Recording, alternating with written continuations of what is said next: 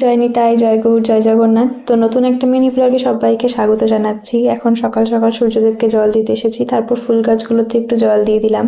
আর আজ এই গাছটাতে একটি ফুল হয়েছিল, তো সেটাই জগন্নাথের জন্য চয়ন করলাম। আজকের বাল্যভোগে মা এখানে মিষ্টান্ন তৈরি করেছিল জগন্নাথের জন্য, তো সেটাই আজকের ভোগে লাগবে।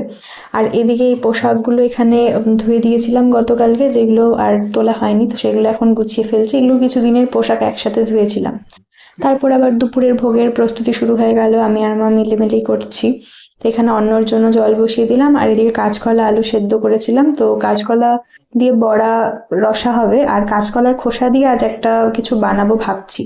তো এদিকে জল ফুটে যাওয়ার পর অন্নটা দিয়ে দিলাম জলে।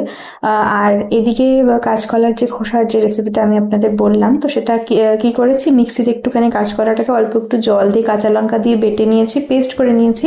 তারপর তেলে কালো জিরে আর মশলা দিয়ে সেটাকে একটুখানি শুকনো করে নিয়ে নাড়িয়ে চাড়িয়ে নিলে খুব সুন্দর হয়। এর আগেও একদিন বানিয়েছিলাম, আর আজ আবার বানালাম। আমাদের মহাপ্রভুর তো বাটা সেদ্ধ এই সমস্ত ভীষণই প্রিয়, তো আপনারাও বানাবেন, অবশ্যই খুব ভালো লাগবে। রাধে রাধে।